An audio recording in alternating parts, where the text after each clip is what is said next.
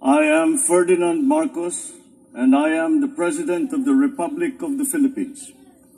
I stand today on behalf of 110 million Filipinos. Hello people, hello words, and hello Philippines. It's me again, guys. Let's Talk Vlog, and of course, let's 138 of my TikTok account. And mayroon tayong upload videos ngayon, guys. Update sa inyo, no? Ito po yung hearing sa Senado. Issue po dito doon sa isang PDL na nawala, na sinasabi na sa septic tank na nawala. Kahit si DOJ Secretary Remulla na peke, na sinabi putol daw ang ulo. Tapos sabi naman ni Katapang, tumakas.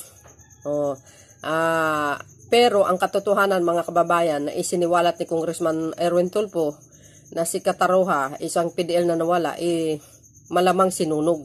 Unsihan po sa droga yan.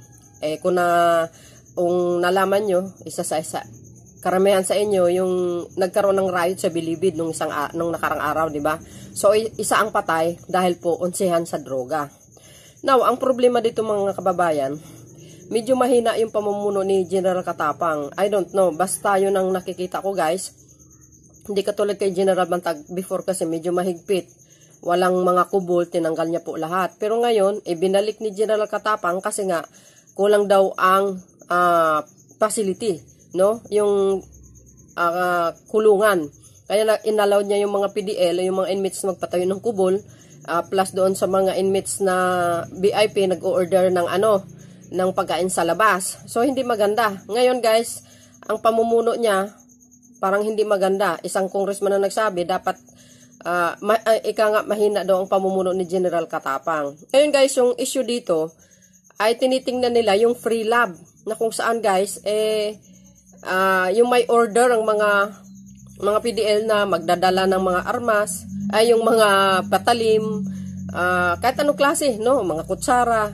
So dahil dito, mga kababayan, para mas sigurado, detalyado, panoorin nyo, guys, yung mungkahi ni Congressman Dan Fernandez, no, para malaman nyo yung nangyayari dyan sa Bucor. So dapat ba na mag-resign si Katapang?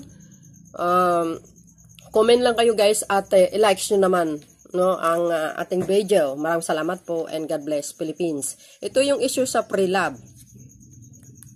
According to sa kontrata natin sa pre-lab, sila yung nagpo-provide ng mga equipments, materials, supplies, or anything, or services doon sa Bucor. For CIW, Mr. Chair. For the correctional for women. Sila nagsusupply yung pre-lab? Yes, Mr. Chair. So hindi sila nagsusupply sa Bilibid Prison? I'm not sure, Mr. Chair. I will ask. Okay, siguro I'll be asking yung well, according sa mga pinadala sa ating report, no, ang dami nito and if I may read, members of this committee, hala kasi to General Katapang, kasi mga request dito, tingnan mo, ha, don't know if this is right. I don't know if this is accurate, and that's the reason why we need to verify the truthfulness of all these documents that we have received. I just received this morning, at nakalagay dito yung mga request: set of billiard table, 2 set ng videoke, 1 set of mahjong table, 1 unit of speaker, pintura, 10 lagaring bakal,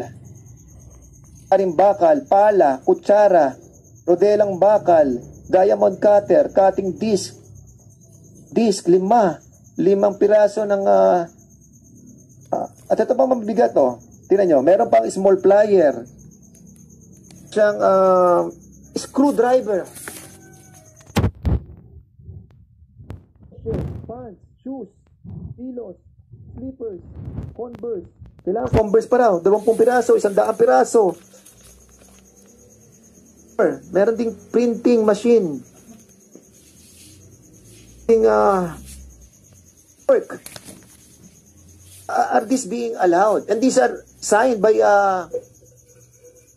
Aji. Nakasign ka dito sa lahat ng to. Can we ask Superintendent Aji about all these requests ng mga PDLs? Nandito ang mga pangalan nila at may receive copy lahat to.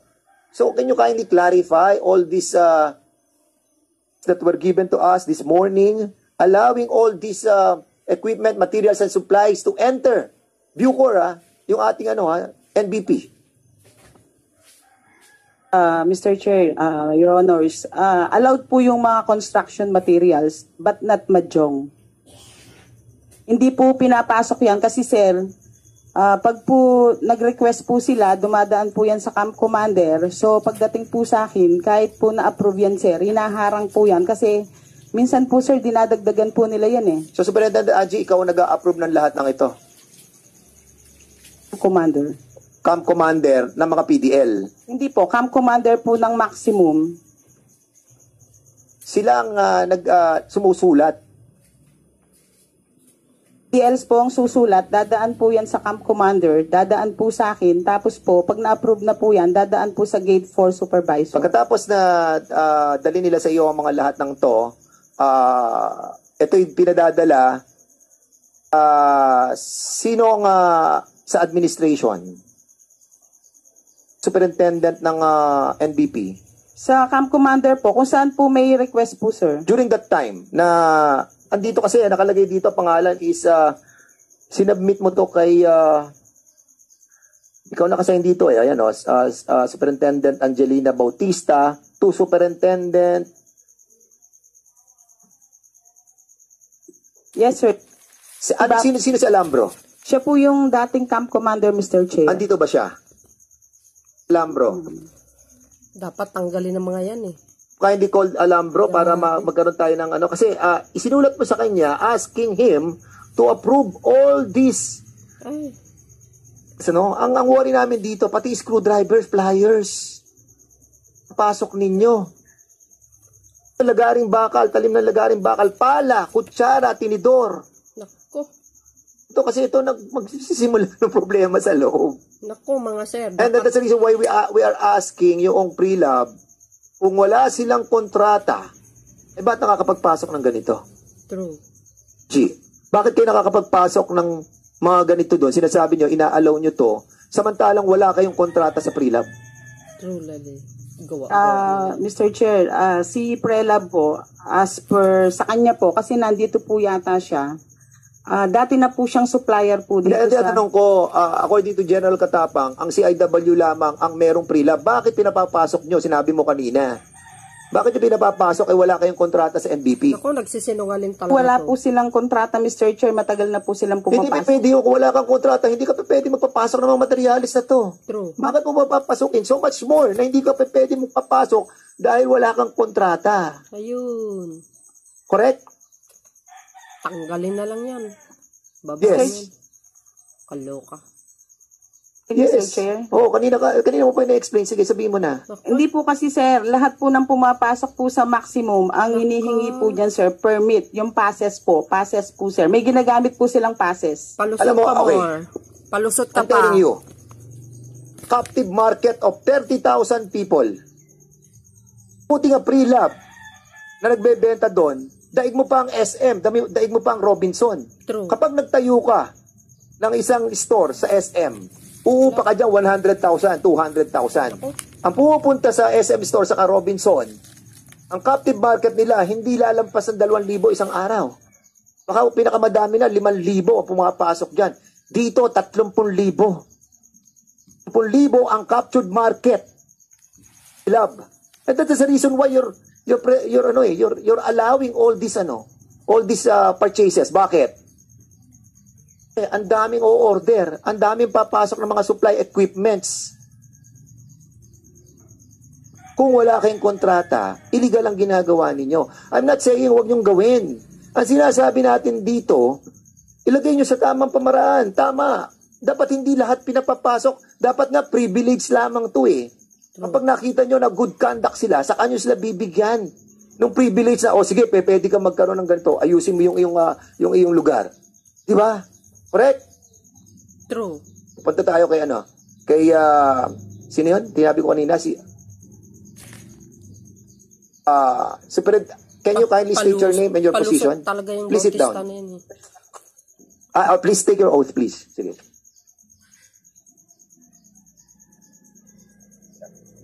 Your name? Jose Marie Domingo Alampo. Do solemnly swear Solemnly to tell the truth, tell the whole truth, and nothing but the truth in this inquiry. So help me God. Salamat po.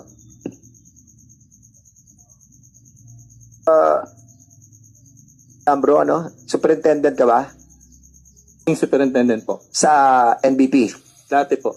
Okay. Sa kasi nandito lumalabas yung pangalan mo sa mga pinadala sa akin this morning na sa iyo sinulat ni Angie, Superintendent Angie, yung mga supplies na niya.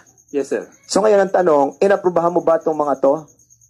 Wala na po akong recourse kundi approval kasi i-allow kasi may instruction po sa akin. Oh, So may instruction sa iyo na aprubahan to. Yes, sir. Handwritten instruction po. yan na. And Yes, sir. instruction na dapat ibig mo sabihin, ano yan? On your own or napupwersa ka ba or what? Wala na po akong recourse kundi sumunod kasi may instruction po sa akin. But- Ayun. Be ask. Pinayagan mo ba to? Hindi po. Pinayagan nyo. Dapat hindi niya pinayagan. Ano sinabi mo kay Superintendent Angie? Sinasabi ko rin po sa kanya na Can you speak louder? Can you put your mic much? Nanginginig si sir. wala po akong ibang recourse kundi sundin po yung handwritten instruction niya. Hala, lagot kayo ngayon.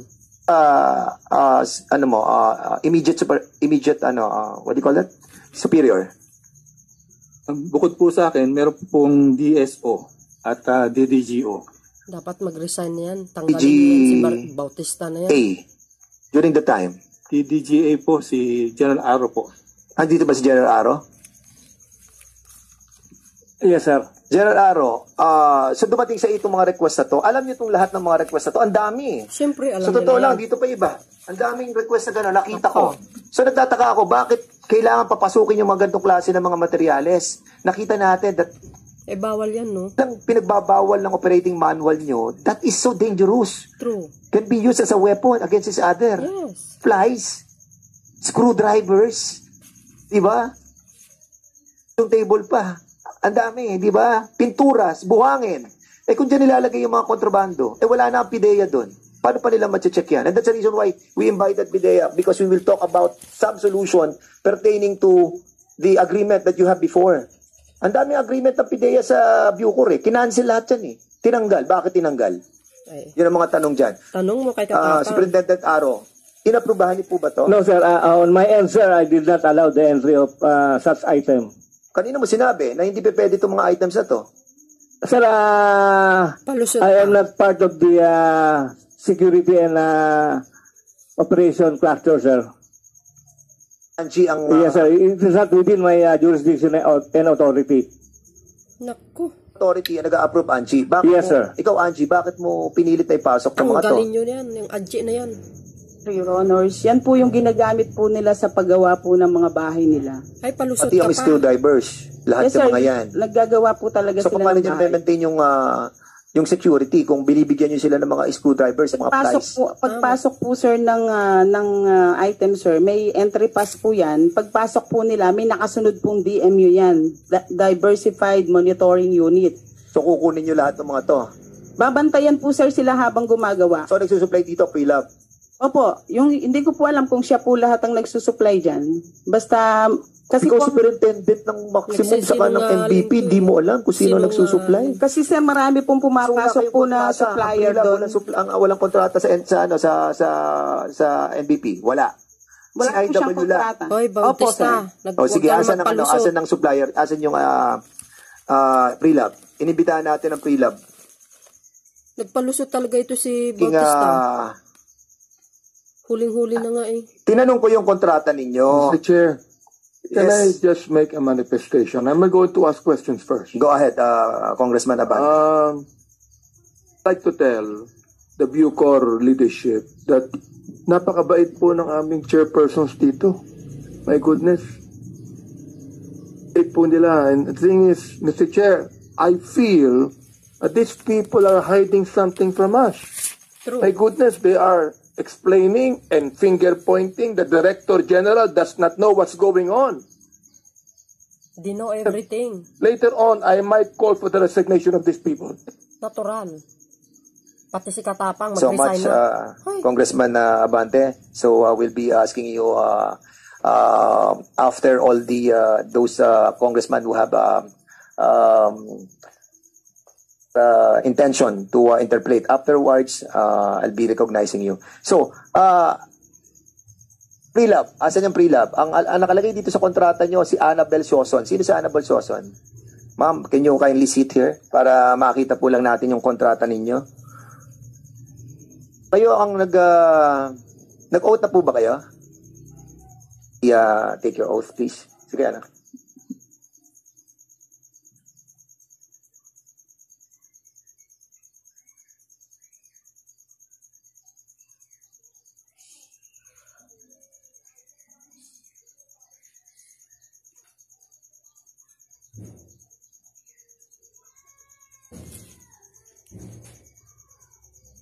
Please raise your right hand. Repeat after me. I state your name. I, Annabel C. Sioson, Do solemnly swear do solemnly swear to tell the truth, to tell the truth, the whole truth, the whole truth, and nothing but the truth and nothing but the truth in this inquiry. in this inquiry. So help me God. So help me God. Okay, Ma'am Annabel Sioson, kayo po yung nakapirma dito sa kontrata nyo sa Bucor, no? Sa sa CIW kayo nakakontrata. Yes, Mr. Wala Chair. po kayong kontrata sa sa NBP. Wala po, Mr. Chair. So, dito lang kayo nangongontrata sa CIW. Yes, Mr. Chair. Pero nakita po yung inyong nakita niyo mga truck ninyo. Nakapangalan po sa inyo yung plate number. Po kayo nagsusupply sa NBP. Actually, Mr. Chair, kapag Don't lie, wag po kayo magsisinungaling. Tandaan nyo.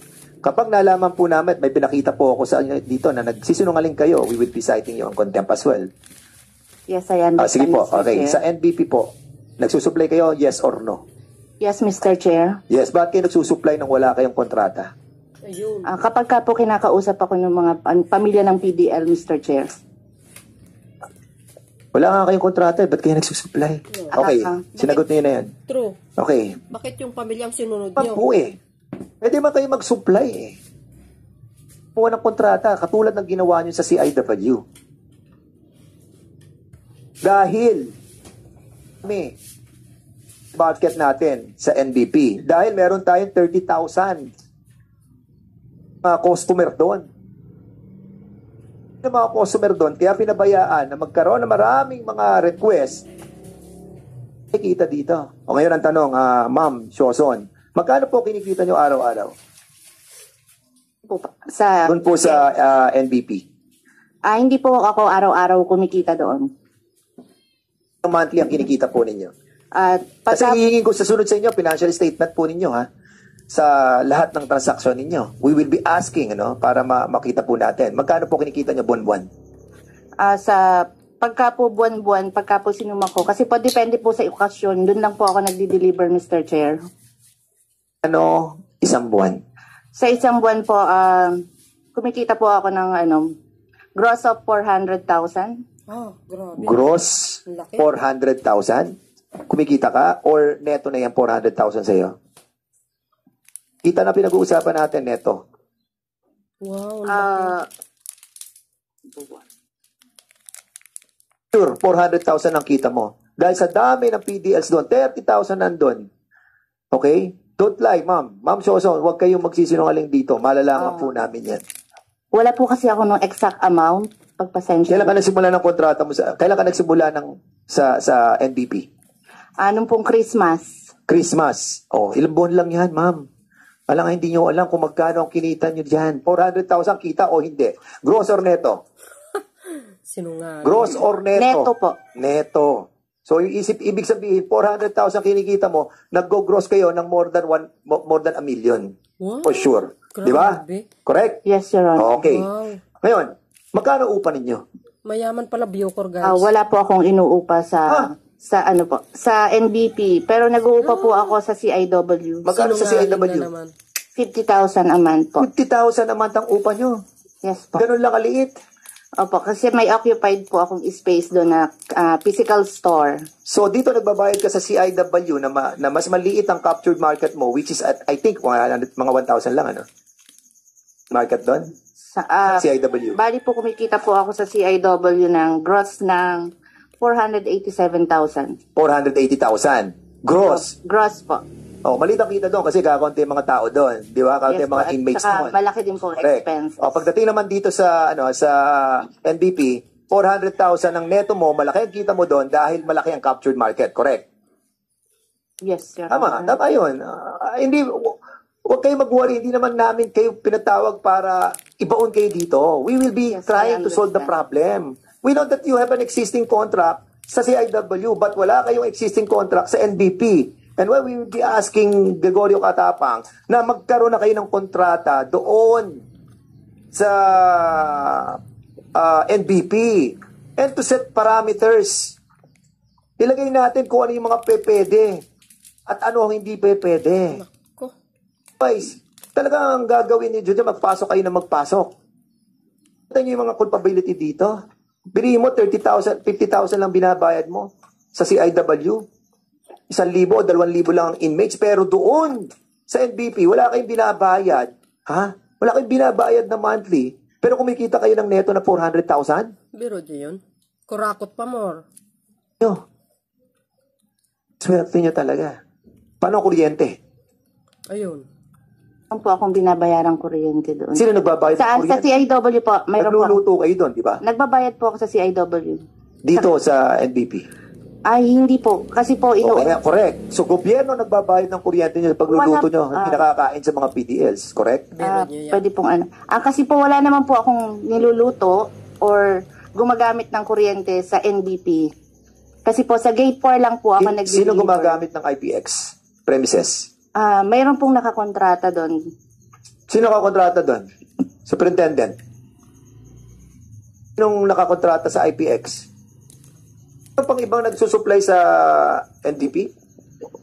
Yes, Mr. Chair. Si Mr. Uychutin po kasi yung dyan. Inabutan na po namin yun. 5 years contract po siya. Hanggang 2028 po. So, nagko-compete siya dito kay ano? Nagko-compete siya. Dalawang supplier nyo ng lahat ng mga materyales at mga equipments. Groceries po, Mr. Chair, si IPX po. Kumukuha po siya kay, ano ba yun? Soysing and Pure Gold po. Ano yung problema? Talaga. Palitan yung mga official dyan. Hindi pong sumagot. Pati yan si General sige, go ahead. Pagkakaalam ko po, hindi po kami magkakompetensya ni IPX. Iba yung mga pinapasok mo, iba rin yung pinapasok Opo, nila. kasi po, ang alam ko po, ang kontrata niya is dry goods. Ako po, mga raw meats. Kudos kay General, Katapang, we need to address the problem, ano? Alam mo, may nawawalan ng gobyerno dito eh. I think sa contract mo sa CIW, nakalagay dito sa Section 4, sa kontrata, Yes, well. merong kita ang Bucor na 1%. Correct. Kurakot pa Yan, more. Shoson. Yes po. 1%. O magkano binigay mo na sa gobyerno? Wala. Sa kita sa CIW? Zero. Wala pong exact figure Nag-submit ka ba, nagbayad ka na sa gobyerno, yes or no? No. Yes or no? Tanungin ang COA. Makikita namin Hindi yan. pa po. Oh, hindi. Tama ako. Under 2,000, ano pa kayo? Dapat, okay. Ilang buwan na kayo? Mag-resign na dapat We're yan. talking about sa CIW. Hindi sila but according sa inyong kontrata, 1% ang ibinibigay nyo dapat sa Bucor. So, alam mo, ma'am, okay, sige, ayusin natin to, no? Kasi yung may kontrata kayo, hindi kayo nagbabayad. Kasi ano? Kasi po ang usapan lang po namin yung renta po. Tapos po yung sa kuryente, yung mga utility bills po. Pero wala kasi akong nakitang 1%. Basahin ko sa iyo. Section 3. Tingnan mo kontrata niya. The second party, which is kayo, second party, shall pay 1% of its gross revenue every month. Oh, see? Section 3. 3.8. Nako. Oh, Pagpasensya niyo na po. Nakita Wala po 1%. kasi silang sinisingil sa amin. kontrata nyo to. I know. Kontrata nyo sinasabi 1% gross. Bibigay nyo sa Bucor. Mag-update na lang po ako. Pagpasensyahan niyo na po. Ay, ganun. Ilang taon na yan, pasensya pa din. Di kayo nagbabayad. Bucor, nyo lahat. Kasi nawawalan dito gobyerno. True. Nawawalan tayo ng 1% at as a matter of fact, maliit to. Should market na sila eh. Tingnan nyo po kung magkano ang kailangan natin singilin sa kanila. Nag-undergo kayo ng bidding. Dumaan po ako sa BBC, nag-send po ako ng letter of intent. Tapos po, pagkakaalam ko po, meron po akong kasabay na nag-apply. Kasi that time po, kailangan nila ng mag-handle sa IPX ng CIW. Sino GSO? Ano tinatawag? Sino yung GSO? General Services Division. Just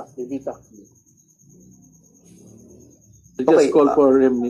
General, try to man your people. I'm not trying to say na, well, I understand na 30,000 ang tao dyan. So you have a big organization that you have to handle. Pero you have the moral obligation. Di ba? May culpability ka dito kung tutuusin. Papatay-patay yan. But considering the problem that comprises this issue, may neglect din ang gobyerno dahil hindi natin matumbasan yung kinakailangan natin gawin para sa kanila. We cannot blame you totally. But you need to stand up. Because otherwise, mababalasubas na talaga ang Bucor. Talaga, kawawa. Kasi na po ng kongresong ito, sa pangunguna po ni Chair sa Committee on Justice at sa Public Order, that will be able to change the Bucor. Otherwise, sasabog na po to. Malapit na to sumabog, nakikita ko na eh. Pera na pinag-uusapan dito eh. Kawawa. Tingnan nyo to, wala kang kontrata sa NBP pero nagpa-function ng pre-lab. Paano sa Iwahig? Paano sa Davao? Sino nagpa-function doon? Pre-lab? Hindi po. Sige, andyan ang GSO. May responsibility kayo, GSO. General Services. Upo. Kayo ang dapat mag-handle ng lahat ng acquisition ng supplies, equipments, materials, and services. Now, ang tanong, GSO. Yun, si Superintendent Levita. Sir, can he take his oath first? Can you take your oath, please, Comsec? I state your name. Solemnly swear to tell the truth, the whole truth, and nothing but the truth in this inquiry. So help me God. Thank you. Superintendent Levita, sa iyo to, acquisition of services. Contract to with the Shoson, pre-lab. Kayo nakukuha 1% dito. Sir, I was assigned as the Chief GSD last March only. And with regards to the agreement and contract, it is not my office who facilitate that. It is the Bucor Business Center who will first facilitate every contract being done in the New Bilibid Prison. BBC. Yes. Ano yung BBC? Bucor Business Center. Business Center. So meron tayong BBC? Yes. Sa organization? Yes. Okay. Bucor Business Center. Sino ang head? Siya nag-facilitate.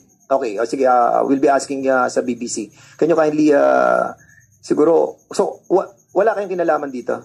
Wala po, sir. And for the information of the body, sir, Your Honor, nagtuturuan sila? General Services Division is on the NHQ, while we do have counterpart in New Bilibid Prison, which is the Diversified Maintenance Unit. Sila po yung assigned when it comes to colony, and New Bilibid Prison ay isa pong colony. So, nasan po kayo? Sa NHQ po yung hawak po namin. National Headquarters. It just so happen na co-located po ang NHQ with the New Bilibid Prison. Sige, okay, I understand. Siguro hindi po kayo yung tamang tao. Sige, yung BBC na lang, yung BBC. We'll be asking the BBC. Okay, sir, can you kindly sit on that chair, please?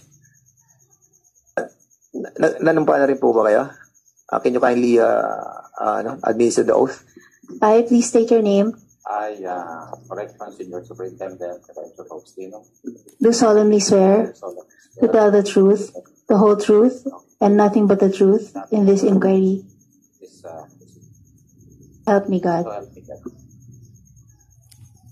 Sir, anong pangalan niyo po, sir? Correction, Senior Superintendent Melencio Faustino. Melencio, opo. So kayo po yung, alam niyo po itong kontratan to? At that time, I do not have any knowledge about that pre-lab. But during the hearing, during Senate hearing, I was informed that there is another supplier in the name of pre-lab, Mr. Chair. I was only designated as Chief BBC last 14 But April. nevertheless, nando kayo sa business center. Yes. So kung nasa business center kayo, you should know We do not have any record of pre-lab because that track is processed at CIW, one of the operating prison of Bucor, and there is a BBC CIW. O sino CIW sa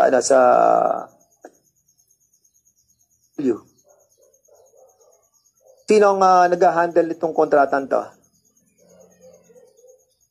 Fortunately, Mr. Chair, with your permission, the person is not available, but we can make him available. Okay. Sige, General Katapang, hindi rin pala kayo yung tamang tao dito. So we will be please review the contract. Ang contract is very, very unfortunate because hindi to advantage sa government.